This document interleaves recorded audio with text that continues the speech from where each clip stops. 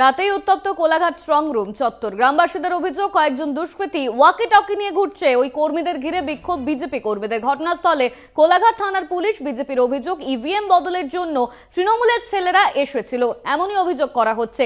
এই নিয়ে আমরা বিস্তারিত জানবো। আমাদের সঙ্গে রয়েছেন আমাদের প্রতিনিধি সৌম্যজিৎ চট্টোপাধ্যায়। সৌম্যজিৎ, দুষ্কৃতীরা তারা ওয়াকি টকি নিয়ে ঘুরছিল, এমনই অভিযোগ সামনে আসছে, ঠিক কি ঘটেছে? দেখো অনন্যা, গতকাল রাত্রেই কিন্তু তমলুক লোকসভা কেন্দ্রের যে ইভিএম স্ট্রং রুম সেটা কিন্তু করা হয়েছিল কোলাঘাটের যে এডিসি হাই স্কুল, সেই হাই স্কুলে। এবং গ্রামবাসীরা যেটা অভিযোগ করছে যে কয়েকজন দুষ্কৃতী হাতে ওয়াকি টকি নিয়ে সেই জায়গায় গিয়েছিল এবং ইভিএম লুট করার চেষ্টা করেছিল। এবং গ্রামবাসীদের যেটা আরো অভিযোগ যে তৃণমূলের যে আইপ্যাকের লোকেরা তারা কিন্তু সেইখানে হাজির হয়েছিল ওয়াকি টকি হাতে নিয়ে। এবং যখন প্রতিরোধ করা হয় বিজেপির তরফ থেকে, তখন কিন্তু পুলিশের সাহায্য নিয়ে বেরিয়েছে। বলেন না, তৃণমূল এই ঘটনা ঘটিয়েছে বলে অভিযোগ করা হচ্ছে।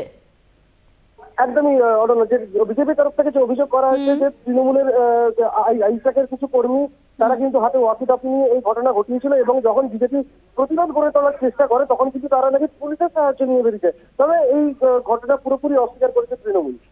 বিজেপি যে অভিযোগ করছে, এই নিয়ে তৃণমূল নেতৃত্ব সে কি দাবি করছে?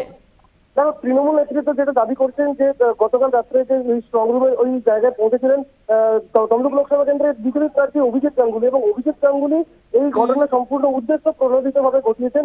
তৃণমূল কংগ্রেস কোনোভাবেই এর সাথে দায়ী নয়। অনন্যা, ধন্যবাদ তোমার সৌম্যজিৎ। আমাদের সঙ্গে ছিলেন আমাদের প্রতিনিধি সৌম্যজিৎ চট্টোপাধ্যায়।